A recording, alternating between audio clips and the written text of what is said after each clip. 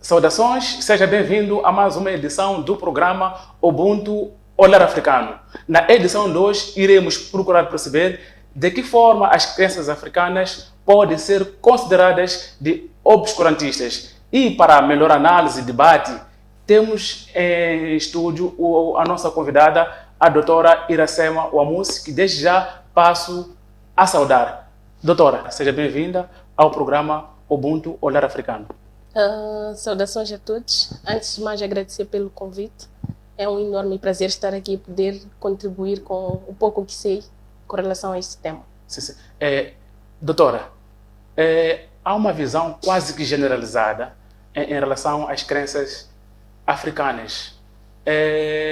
São conotadas como práticas obscurantistas.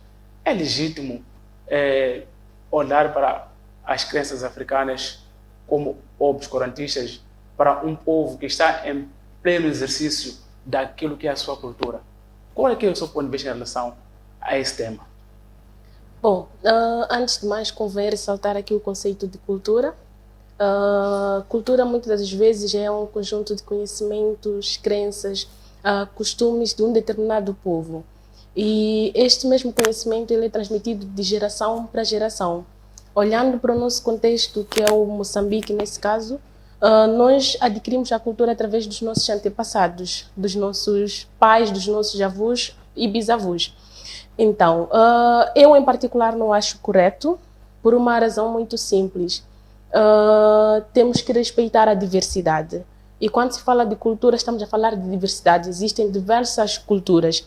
Então, não convém, não é ético denominar a cultura alheia de obscurantista. Exato. A palavra obscurantismo ou as práticas supostamente obscurantistas remetem-nos a algo negativo. É por aí onde diz que temos que respeitar ou ter uma outra forma de ver a coisa. Ok, como o próprio nome diz, é algo obscuro.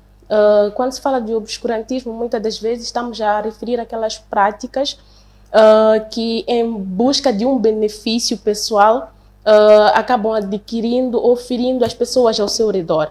Dando um exemplo prático, estamos a falar dos pactos, os famosos pactos, onde muita gente, em busca de riquezas, acaba fazendo pactos, sacrificando, em algum momento, os seus descendentes, em alguns casos. Então, é basicamente isso. Sim. Mas falamos de pactos, mas são ações praticadas por pessoas, por africanos. Não podemos partir do princípio que também, sendo uma prática de um povo, também pode-se considerar isso de uma cultura, ou nem por aí. Ou quando há sempre uma situação de algo negativo ou de mal que se quer fazer. Não podemos também considerar essas práticas de pactos como a cultura de um povo, ou não podemos ir por esse caminho? Bom, eu sou da opinião que são duas coisas distintas, um pouco semelhantes, mas são distintas. Digo isso por quê? Porque quando nós falamos de cultura, estamos a falar de conhecimento, estamos a falar de crença, estamos a falar de costume. Vou dar um exemplo aqui, por exemplo, de algo que faz parte da nossa cultura. Quando temos crianças recém-nascidas, existe aquilo que nós chamamos de remédio da panelinha, que dá-se aos recém-nascidos até uma certa idade. Então, isto poderia dizer que é algo que faz parte da nossa cultura, da nossa identidade cultural enquanto africanos, enquanto moçambicanos concretamente. Já quando nós vamos falar de pactos, nós estamos a falar realmente de algo obscuro, que tem consequências desastrosas, tanto na nossa vida quanto na vida das pessoas ao nosso redor. Exato. E falou aqui de uma prática que é uma prática mais africana, do remédio da panelinha. E há situações em que a medicina moderna tenta substituir a panelinha por medicamentos convencionais. Alguns momentos chegam a aconselhar as pessoas a não aderirem por esse caminho. Não estaremos aqui a a fazer censura daquilo que é a cultura africana, do seu ponto de vista, muitas pessoas que dizem que o remédio de lua não pode ser administrado a recém-nascidos. Bom, são dois campos de conhecimento distintos. Estamos a falar da medicina e estamos a falar de uma prática cultural.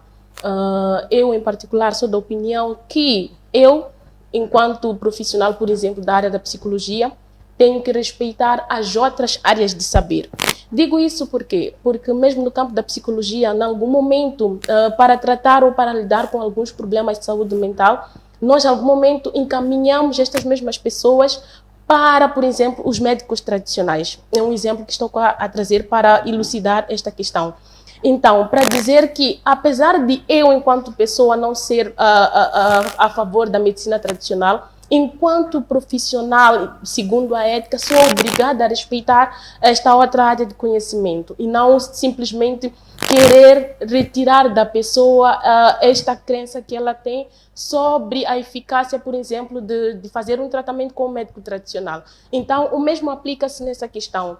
Eu acho que é errado. O que nós devemos fazer é aconselhar, sim, mas sem querer retirar do indivíduo aquilo que é a sua crença, porque a crença é algo que o indivíduo carrega desde a infância, e é algo que acompanha ele durante todo o processo da sua vida. Então, de uma hora para outra, ele ter que mudar esta visão é um bocadinho complicado. Tudo bem? Percebe-se aquilo que é a visão da doutora. Mas de que forma pode-se desmistificar essa forma de ver as crenças africanas? Apelidam-as de ser obscurantistas. Como pode-se desmistificar e mostrar que aquilo é uma prática cultural dos povos africanos? É uma identidade cultural que está lá patente nas raízes africanas. Como é que se pode desmistificar a mente das pessoas? Bom, este é um trabalho complexo e de longo prazo. Digo isso por quê? Porque não é um trabalho que uma única pessoa só é capaz de fazer. Envolve a comunidade no seu todo, ou seja, envolve o povo africano, os moçambicanos especificamente no seu todo.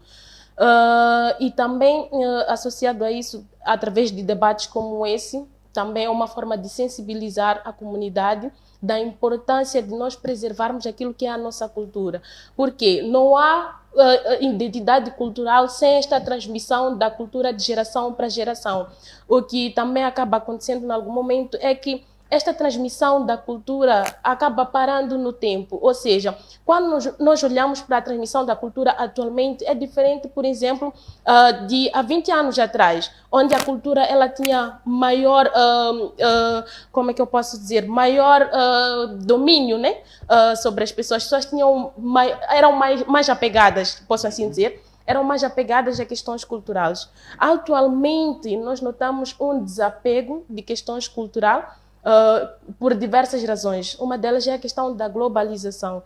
Nós sabemos muito bem que o impacto da globalização é imensurável e é prejudicial, principalmente com relação à preservação de questões culturais. Por quê? Porque nós notamos nas pessoas uma tendência em adotar a cultura alheia, abrindo mão em algum momento da sua cultura. Isto remete-nos a uma questão muito importante. O africano, o moçambicano especificamente, em algum momento, ele não aceita a sua cultura. Tanto é que ele acaba, em algum momento, tendo mais abertura para receber o que vem de fora por causa dessa questão da desvalorização da nossa cultura. Então, acho que o primeiro passo é nós sensibilizarmos a nós uns aos outros, enquanto moçambicanos, e mostrarmos a importância da nossa cultura para as próximas gerações. Exato. E como é que as ciências sociais podem dar aquilo que é o seu contributo para que a cultura, a identidade africana, as crenças africanas se mantenham intactas? Como é que as ciências sociais, como a psicologia, a sociologia, entre outras, podem dar aquilo que é o seu contributo na manutenção das crenças africanas? Bom, um dos contributos que essas vertentes de conhecimento podem trazer é, por exemplo, olharmos para a questão da educação. Nós temos muitas escolas, por exemplo. Pode-se trabalhar com as entidades educacionais, nesse caso, as instituições de ensino, no sentido de consciencializar a esta camada juvenil sobre a importância de nós aceitarmos e vivermos a nossa cultura, sob pena de o outro não poder valorizar. Porque se nós somos os primeiros a desvalorizar a nossa cultura, o outro também irá cair no mesmo caminho. Então, teria que se fazer uma sensibilização massiva, a princípio nas escolas, mas também em todos os ambientes que permitam esta questão, esta prática. Isso seria a introdução de uma disciplina que tem a ver com aspectos de raízes africanas. Como, em termos práticos, como é que fariam? Uma disciplina? Pode ser, também é um dos caminhos, mas uma outra coisa que eu poderia aconselhar neste contexto em específico é explorarmos cada vez mais as obras, por exemplo, da escritora Paulina Chiziane, que ela aborda muito essa questão cultural. Eu lembro-me de um dos livros dela que eu li, que é a questão o título da obra é Na Mão de Deus, onde ela defende que os ocidentais eles têm o seu Deus e nós também temos o nosso Deus. E na ótica da Paulina Chiziane, o nosso Deus, enquanto africanos, enquanto moçambicanos, são os nossos antepassados. E como é que nós interagimos com eles? Interagimos com eles através de alguns rituais, de algumas cerimônias. A título de exemplo, o Cupacha. O Cupacha é uma prática cultural dos moçambicanos, principalmente cá na Zona Sul, onde estes mesmos indivíduos estabelecem algum tipo de comunicação e contacto com os seus antepassados. Falou do Cupacha e o Ocidente trouxe-nos a religião atual, a religião moderna. E seria uma forma também de se puxar o lado religioso africano com o Cupacha, ou nem por isso? Nem por isso. É uma prática cultural que deve ser preservada, sim, mas com isso não quer dizer que devemos abrir mão, por exemplo, da religião. Exato. Falou aqui de que as crenças africanas são passadas de geração em geração, ao longo do tempo. E ao surgirem ideias de que as crenças africanas são obscurantistas, não se estaria aqui a tentar assassinar aquilo que é a identidade africana?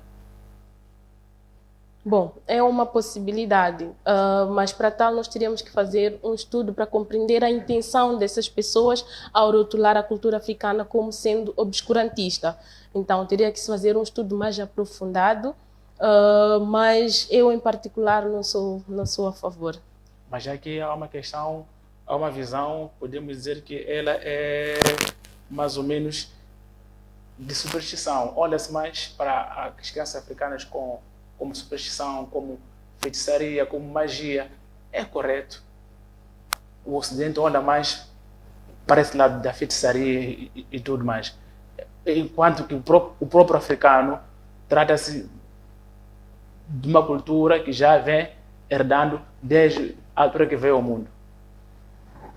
Bom, há uma necessidade de deixar ficar claro aqui a distinção a diferença entre esses dois conceitos. Quando nós falamos de cultura, como disse inicialmente, estamos a falar de conhecimentos, crenças, costumes que são transmitidos de geração em geração.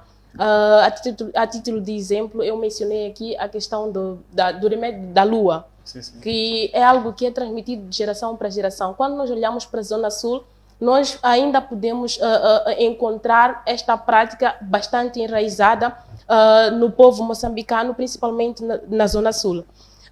Quando nós falamos de obscurantismo, nós estamos a falar de práticas que, na minha ótica, não tem nenhum benefício, muito pelo contrário, só tem malefícios. E associado a isso é algo que a pessoa busca em busca de satisfação pessoal, por exemplo. Mencionei os pactos que são feitos, são realizados em busca de riqueza. Aí não estamos a falar da cultura, não. Nós estamos a falar de identidade cultural. Porque quando nós falamos de identidade cultural, estamos a falar de uma prática que identifica um povo, um todo. Enquanto que esta questão dos pactos é algo que e poucas pessoas acabam seguindo em busca de um benefício pessoal. Mas posso dizer também que aqui há uma intolerância cultural daquelas pessoas que rotulam as crianças africanas como obscurantistas. Verdadeiramente há uma intolerância. E é exatamente isso que nós temos que fazer.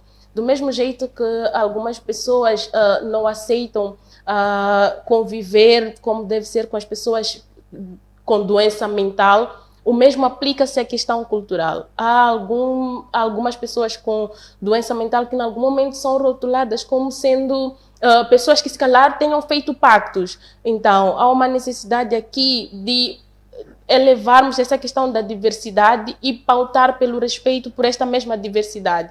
Porque a diversidade ela só tem a agregar quando ela é bem estudada, bem percepcionada por parte das pessoas. No início, há um ponto que mencionou muito bem, que é a questão da globalização. E que o africano quase que sai a perder, talvez pela posição onde se encontra, se comparado com o Ocidente. De que forma essa nossa cultura, essas nossas crenças podem também serem vendidas para o Ocidente, para que o africano também consiga se impor? Parece que o consumismo aqui é de uma forma unilateral. Como é que nós podíamos mudar isso como africanos?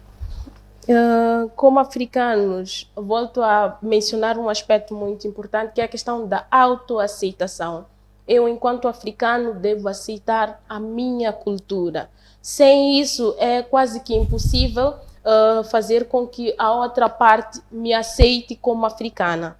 Então, a base de tudo isso tem a ver com autoaceitação. Então, nós teríamos que trabalhar muito mais em nós que no outro. À medida em que quanto mais eu for me aceitando, ou seja, aceitar a minha identidade cultural, terei mais facilidade em fazer com que o outro me aceite e respeite a minha identidade cultural. Exato. Mencionou ao longo da conversa a questão da educação nas escolas. Não seria esta a altura certa de psicólogos, sociólogos, entre outras áreas, se unirem no sentido de passarmos a ter este tipo de profissionais nas escolas, a mostrar a importância daquilo que é a cultura de um povo? Talvez seja uma das formas de podermos resgatar aquilo que é a identidade africana para das escolas. Vou deixar ficar aqui um exemplo, gente, de resposta à questão que me coloca. Por exemplo, nos hospitais, concretamente falo do Hospital Central, nós temos lá, por exemplo, uma brigada da Ametramo. Para dizer, o que quero dizer com isso? Que a presença deste médico tradicional, como o próprio nome diz, estamos a falar de um médico tradicional que usa, em algum momento, bases em raízes para curar outras doenças. Então, a presença deste profissional, por exemplo, no campo da saúde, já deixa ficar uma mensagem muito importante aqui, que é a questão do respeito pelas diferentes áreas de atuação, no que concerne ao tratamento de diversas enfermidades. Então, o mesmo acontece quando se fala, por exemplo, da questão educacional. É certo que nas escolas ainda não temos lá um médico tradicional, mas já estamos a começar, principalmente olhando para aquilo que é o ensino privado, já estamos a começar a colocar esses profissionais, estou a falar de psicólogos, sociólogos, assistentes sociais, neste ambiente. Por quê? Porque quando se fala do indivíduo humano, quando se fala do comportamento humano, nós temos que olhar também o meio em que este mesmo indivíduo está inserido. Não se pode estudar um indivíduo separado do seu meio de origem. Então, o mesmo usaria disso para reforçar a necessidade de não só estes profissionais, mas se calhar também os antropólogos, que são eles já que trabalham mais com esta questão cultural, a origem cultural, deveriam estar também nesses ambientes para todos eles em conjunto, em jeito de equipe multidisciplinar, ou seja, muitas disciplinas, muitas áreas de conhecimento, trabalharem num sentido comum, que é de levar o africano a ter uma maior aceitação pela sua identidade cultural. Falou aqui do ensino privado e essa é uma prática das escolas privadas aqui em Moçambique. E o que dizer das escolas públicas, onde está lá a maioria dos moçambicanos, por aí em diante? Bom, digo isso com muita tristeza. O ideal seria ter esses profissionais tanto na escola pública quanto privada. Mas, infelizmente, nosso sistema de ensino ainda se calhar, não compreendeu na essência a importância da presença destes profissionais na área educacional. Ou, por outra, pode ter compreendido, ainda se calhar estejam a buscar meios para inserir este mesmo profissional no ambiente da educação, porque tal como o psicólogo, a psicologia defende, o psicólogo ele estuda o comportamento humano e os processos mentais, ou seja, o que leva um certo indivíduo a comportar-se de uma determinada forma. Então, quando se fala de Moçambique, olhando para as escolas públicas especificamente, nós vamos notar que pela falta ou ausência deste profissional que estuda este comportamento humano, há uma maior incidência de problemas comportamentais. A título de exemplo, a questão do consumo do álcool e das drogas, o insucesso escolar ocorre mais nas escolas públicas que nas escolas privadas, por causa mesmo desta questão da ausência deste profissional que poderia auxiliar em termos de capacitar a comunidade escolar no geral, sobre como é que pode minimizar, por exemplo, a questão do consumo do álcool e das drogas, como é que pode motivar ainda mais os alunos a poderem se entregar na totalidade para a questão da educação. Tudo bem. Em televisão, o tempo é dinheiro. Considerações finais em torno daquilo que foi o nosso tema, que é até que ponto as crenças africanas podem ser consideradas de obscurantistas. Considerações finais. Bom, em jeito de considerações finais, agradecer pelo convite antes de mais e deixar ficar aqui que o moçambicano ele está a perder a sua identidade cultural, o africano no geral está a perder a sua identidade cultural por causa da questão da globalização. Então, é de louvar este programa que visa resgatar essa questão da identidade cultural no povo moçambicano. Então, em jeito de início, poderia ser de grande valia expandir cada vez mais estes programas, se calhar levar jeito de debate para as instituições de ensino, o que seria muito bom e produtivo nesta luta de resgate da identidade cultural. Doutora Wamus, nós lhe agradecemos pelo seu tempo e contamos consigo para mais programas que estão por vir. E para os nossos internautas e telespectadores, chegamos ao fim de mais um programa Ubuntu Olhar Africano. Esperamos que tenha gostado. Para a semana estaremos cá para mais um debate e reflexão. Fique bem.